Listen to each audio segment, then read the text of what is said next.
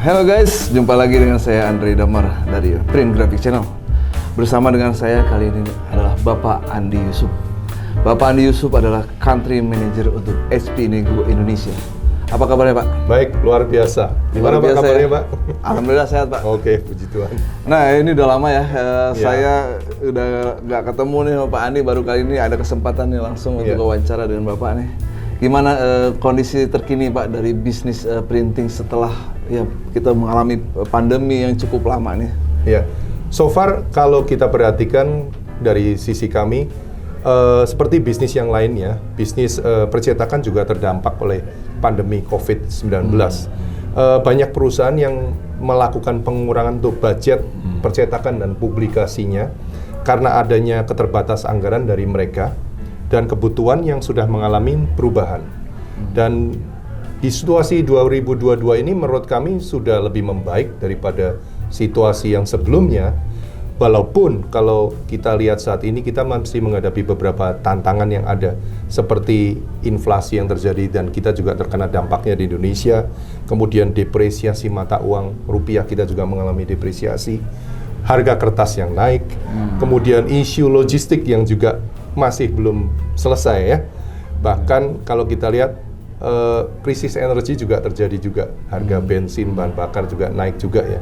Nah kalau dari kami sendiri, HP sendiri juga banyak mengalami perubahan di dalam, yaitu kita memiliki manajemen baru di tahun 2022, kemudian kita juga mencapai suatu rekor print volume yang baru di tahun 2022 lalu, dan install base kami mencapai jumlah yang terbesar bahkan di 2022 lalu, dan di segmen digital lebih dari 90% cetakan B2 digital dunia ini dicetak oleh HP Indigo, Pak. Wow. Jadi secara umum itu mengalami peningkatan ya, dari berbagai sisinya. Nah, tadi kan Bapak sudah bahas tentang bagaimana bisnis printing secara umum ya. Tapi yang ingin ditanyakan secara spesifik dari bisnis HP Indigo ini, baik secara global maupun di Indonesia nih Pak, bagaimana kondisinya? So far bisnis kami secara global masih terus bertumbuh. Kita melihatnya dari parameternya, dari penambahan jumlah install base dan peningkatan revenue. Lalu di 2022 bahkan kami melakukan deal terbesar dengan IPEC. Di tahun 2022 kita melakukan deal untuk penjualan 50 mesin. 50 mesin yang akan didistribusikan ke 36 site baru. Nah, kita ngomong secara worldwide. Dan kita ngomong sekarang di Asia Pasifik juga menunjukkan kondisi yang serupa. Bahkan kalau saat ini kita lihat trennya adalah tren label saat ini. Market share penjualan label kami di tahun 2022 kemarin itu masih menunjukkan kita nomor 1. Bahkan yang sedikit anomali, pada saat kondisi pandemi itu permintaan label kita justru makin tinggi. Jadi kita melihat tren market share, kan kita ada data dari IDC ya. Kemudian indikator lain juga bisa dilihat, yaitu dari diluncurkannya mesin-mesin baru selama masa pandemi. Kita ada mesin 100K yang diluncurkan dari tahun 2020, saat ini sudah berjumlah sekitar 150 unit di dunia. Kemudian kita juga meluncurkan HP Indigo V12 untuk label. Kita juga meluncurkan mesin seri 5 HP Indigo 200K baru-baru ini. Dan di Asia Tenggara sendiri kami menambah terus install base kami yang ada di negara Malaysia, kemudian di Thailand, di Singapura, dan di Filipina. Di Indonesia kita ngalamin di tahun 2022 print volume kami sudah melebihi tahun 2019, Pak. Ya. Bahkan kami juga menghadirkan beberapa mesin cetak digital fleksibel. Yang pertama di Indonesia waktu itu langsung 4 unit kebetulan. Mungkin Pak Andri sudah sempat melakukan interview di beberapa customer kami. Sedangkan kalau kita ngomong A3, kami telah menginstall 2 mesin 7K baru di tahun 2022. Di tahun ini sudah ada, kami barusan menerima ada pesanan untuk menginstall. Dan minggu lalu kita baru saja selesai menginstall mesin label kita yang 6K, yang terbaru, yang pertama di Indonesia. Jadi saya rasa kalau dari penjelasan itu cukup menjelaskan kondisinya sudah membaik ya. Jadi seperti kita ketahui, pandemi memang lanskapnya berubah, tetapi tetap ada kebutuhan untuk itu. Tapi isu ini saya sering dengar dari banyak pemain printing di Indonesia itu ada sedikit banyak pergeseran yang tadinya banyak pakai mesin HP Indigo, lalu mereka entah mungkin dari sisi apa yang kemudian menggeser kembali ke teknologi toner. Nah, dan saya sempat mendapatkan informasi juga banyak mesin HP Indigo yang shutdown, gitu, yang dihentikan operasionalnya. Nah, bagaimana nih strategi HP Indigo menghadapi situasi terkini? Jadi seperti kita ketahui tadi saya sampaikan sekarang bahwa memang kondisi market landscape kita memang sudah berubah setelah kondisi pandemi, Pak. Dan kami melakukan analisa memang ternyata memang khusus untuk Indigo, penggunanya Indigo juga mengalami perubahan tersebut dan semakin tersegmentasi. Jadi kalau kita melihat pengguna kita, rata-rata profil customer pengguna kita yang masih bertahan saat ini yang lebih menekankan ke print quality, kemudian mereka mengutamakan kestabilan warna dan penggunaan warna-warna khusus, dan kemudian mereka mengharapkan adanya produktivitas yang tinggi serta look and feel seperti penggunaan mesin offset. Entah itu offset di seat fed ataupun mungkin flexo atau gravure di roll fed. Jadi memang bagi HP semua teknologi itu masing-masing mempunyai kegunaannya sendiri. Kalau kita kembali ke HP sendiri, HP memiliki teknologi toner, kita juga memiliki teknologi inkjet. Toner kami gunakan untuk di rumahan dan kantor untuk multifunction printer. Di inkjet kami juga menggunakan untuk seperti di large format, di latex ya.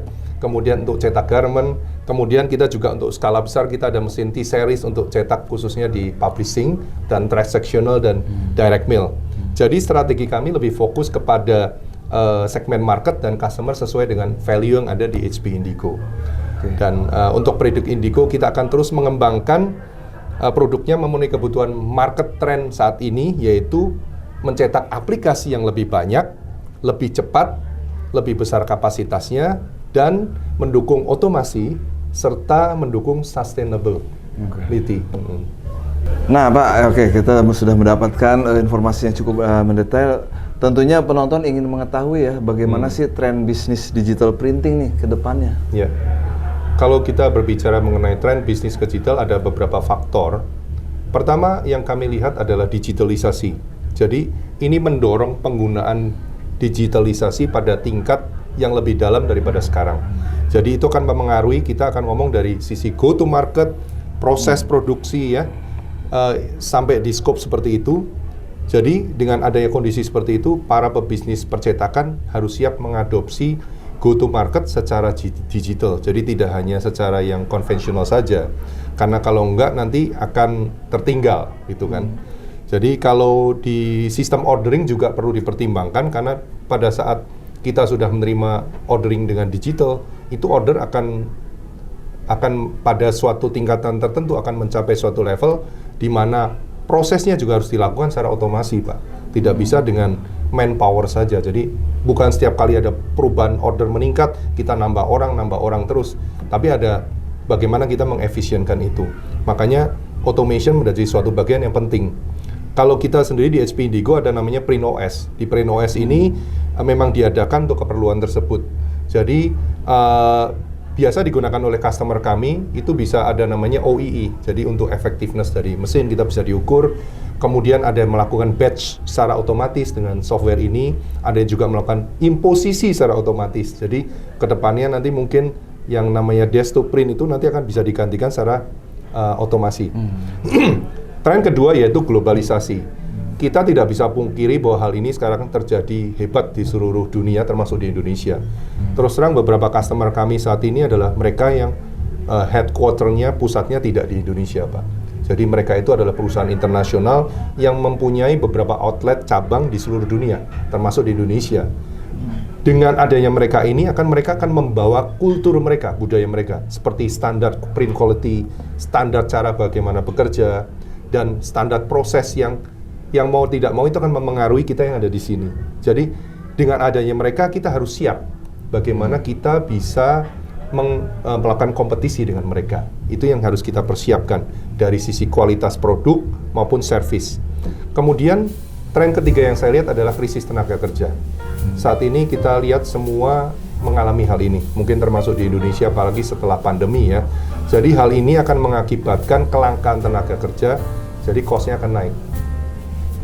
Kalau kita perhatikan di negara lain seperti di Eropa dan Amerika, saat ini biaya tenaga kerja merupakan faktor yang paling utama, sehingga beberapa percetakan offset dan percetakan konvensional di sana, mereka mulai beralih dari konvensional ke digital. Karena dengan menggunakan digital itu mereka lebih efisien, Pak. Bayangkan, satu operator bisa mengerjakan 3 mesin sekaligus. Kalau kita bayangkan misal mesin offset, paling nggak menggunakan 2 tenaga kerja. Jadi kalau 3 mesin, ya berarti 6.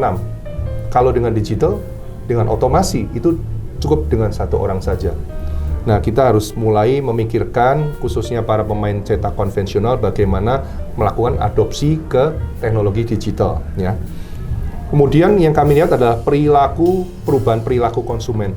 Jadi kalau konsumen yang saat ini ada sebenarnya sudah beda generasi.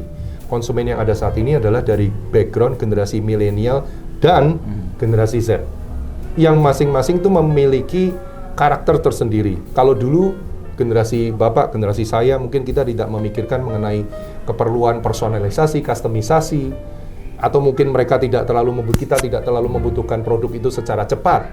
Tapi saat ini permintaannya adalah fast time to market. Kemudian adanya kebutuhan personalisasi dan customisasi yang saat ini bisa dilayani oleh percetakan-percetakan quick print.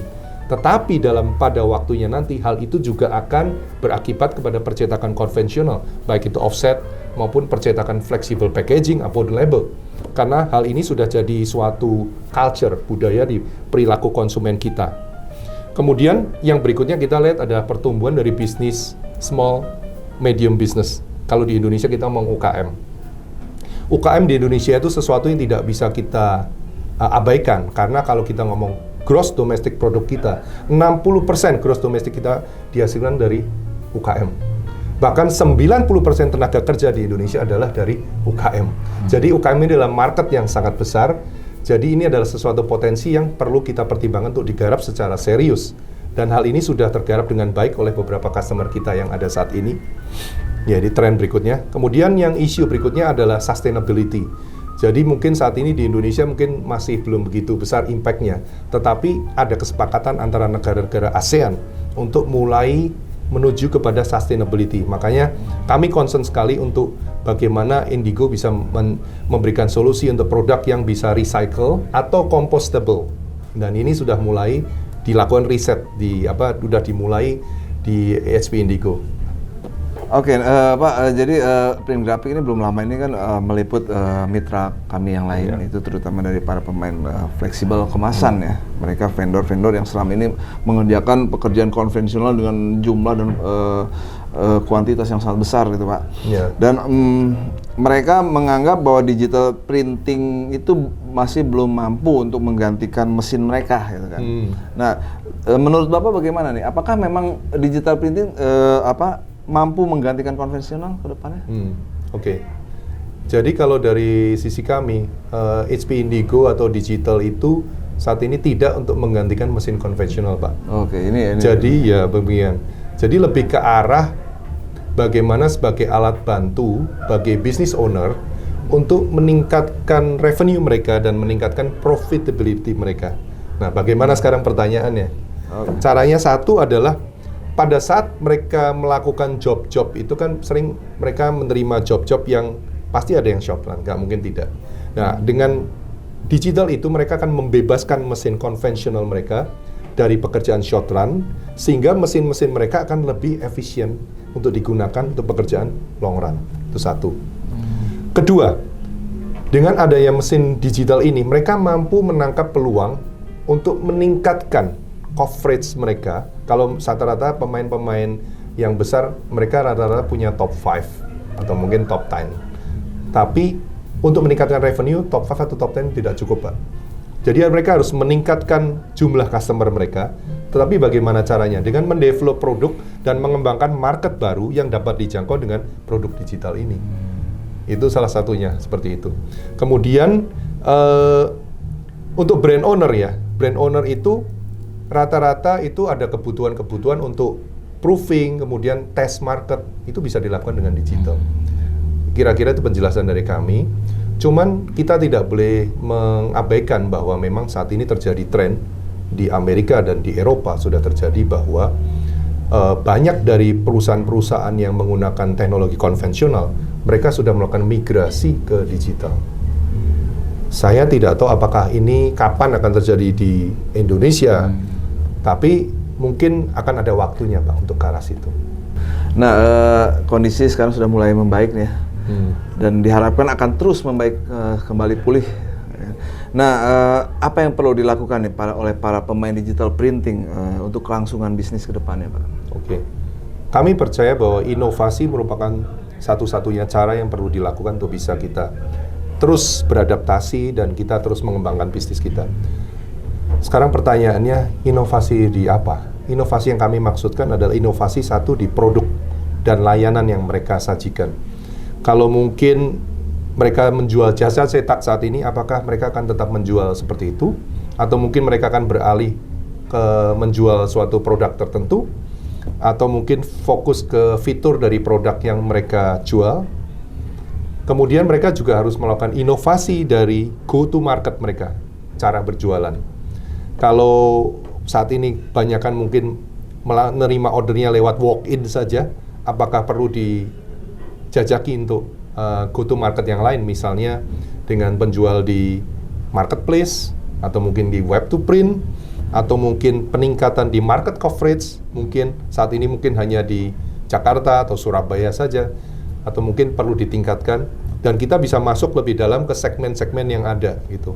Karena sekarang sudah banyak juga percetakan komersial yang mungkin mainnya ke label, ataupun mungkin pemain label yang main ke flexible packaging. Itu sudah terjadi Pak di customer kami. Kemudian yang ketiga adalah inovasi di marketing activity. Kalau sekarang mungkin kita melakukan bermain di diskon harga atau dengan spanduk, atau kita akan berubah main ke digital, misalnya ke Google Ads atau Instagram, atau mungkin special campaign program. Jadi jangan main di red ocean. Kita coba harus berkompetisi, tidak mengandalkan harga tanpa adanya inovasi. Itu saran dari saya. Terima kasih. Oke, luar biasa ya jawaban dari Pak Andi, begitu detail dan begitu banyak informasi dan edukasi yang bisa diterima oleh penonton. Semoga informasi dari Pak Andi ini bisa bermanfaat banyak ya bagi para pegiat printing umumnya. Demikian video kami hari ini bersama Pak Andi Yusuf dari XP-Indigo. Semoga bermanfaat. Sampai jumpa di video-video berikutnya. Terima kasih Pak Andi. Terima kasih. Sampai ketemu lagi. Terima kasih. Bye.